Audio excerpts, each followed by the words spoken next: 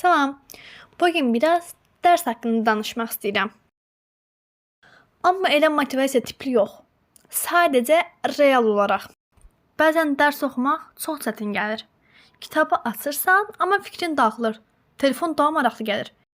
Biraz sonra oxuyaram deyirsən, amma o biraz sonra heç gəlmir. Sonra da axşam olur və insan özünü günahkar hiss edir. Əslində problem bizim bacarmamağımız deyil. Problem planın olmamasıdır. Məqsəd dəqiq olmayanda insan enerjisi də dağılır. Məsələn, Koreyada şagirdlərə baxanda görürük ki, onlar dərsi təsadüfi oxumurlar. Məktəbdən sonra əlavə kurslara gedirlər. Axşama qədər oxuyurlar. Gecə saat 11-12-yə kimi. Amma sadəcə çox saat oxumaq deyil məsələ. Məsələ, onlar planla oxuyurlar. Bugün nə edəcəklərini bilirlər. Sabah nəyi bitirəcəklərini də bilirlər.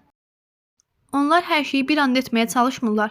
Kiçik-kiçik hədəflərlə irəliləyirlər. Məsələn, bugün 20 sual, bugün 15 yeni söz, bugün kiçik bir mövzu. Və bugün kiçik şeylər yığıla-yığıla böyük nəticəyə çevirəcək. Bizdə isə çox vaxt belə olur.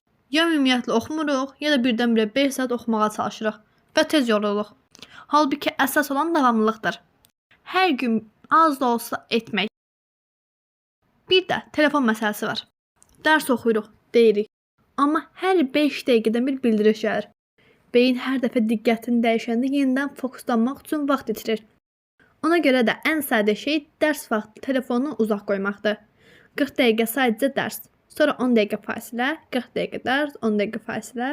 Səhv etməkdən də çox qorxuruq. Hələ də bilməyəndə əsəbləşirik. Amma əslində inkişaf elə o yerdə başlayır. Asan suallar səni eyni səviyyədə saxlayır.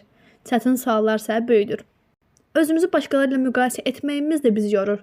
Filan kəs məndən yaxşıdır, xalqın uşağı məndən yaxşıdır, cəmaatın uşağına bax, mən burada telefona baxıram, o dərs oxuyur. Filan kəs bunu tez anlayır. Amma hər kəsin tempi fərqlidir. Əsas olan dünəndən biraz daha yaxşı olmaqdır. Bir də belə bir şey var. Hər gün həvəsli olmayacaq. Bəzən ümumiyyətlə oxumaq istəməyəcəyik. Amma hər şeyi həvəsə bağlasaq, heç nə davamlı olmaz. Bəzən sadəcə oturub başlamaq lazımdır.